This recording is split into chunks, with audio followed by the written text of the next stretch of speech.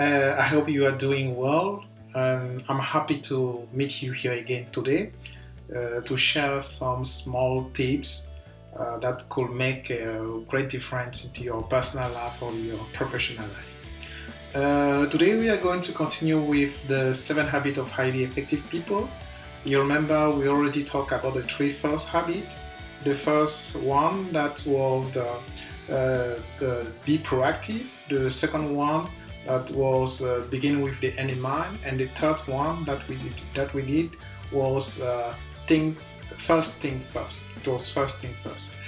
Just to remind you that those three first habits are mainly those things related to the independent, your personal effectiveness, because these three first habits help you moving from being dependent to become independent.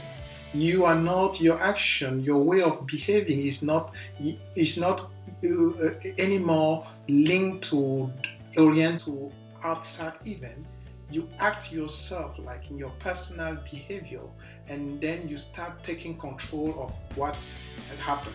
You start taking control of what you would like to achieve. And these are the three values of the dependent. Now, today we are going to talk about the fourth value, and that fourth value is about think win-win. Think win-win. The common way of thinking is always as if we are in the situation of competition, in a situation where there will always be a winner and a loser. It doesn't matter if it's the buyer-seller relationship, the supplier-customer relationship, the employee-employer relationship. In any case, there's always an open door to both parties to win in this cooperation. There's always the open door to reach an agreement that the both parties will be satisfied for the deal. Let's imagine a customer-supplier scenario where there is a win-loss situation. The supplier supplies the raw material that the customer needs to produce the end product. And because of this win-loss deal, the supplier does not have enough resources to keep producing this raw material, because he's losing is the deal, and he won't be sustainable because he's not making profit in the deal. He won't be sustainable. Then he won't be at the long term able to continue producing the raw material that the customer needs to produce his end product. Then he will end up bankrupt and won't be able to supply this raw material. And the customer that was initially winning in this deal won't have the raw material anymore. Then he won't be able also to produce his product. Then he will end up losing, because he arranged a deal where he didn't guarantee the success of the other party. He needs the other party in the partnership.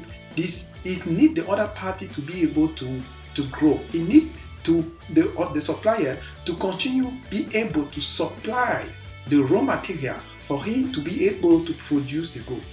But because they were in the win-loss deal, the supplier end up not being able anymore to produce this. Then you will always keep in mind the long term. In our cooperation with other party, we should first have in mind that we exist not alone. We exist because the other party are also existing, providing us with what we need to produce what we are producing. Then we also ensure that those other parties sustain themselves to be able to continue providing us with what we need.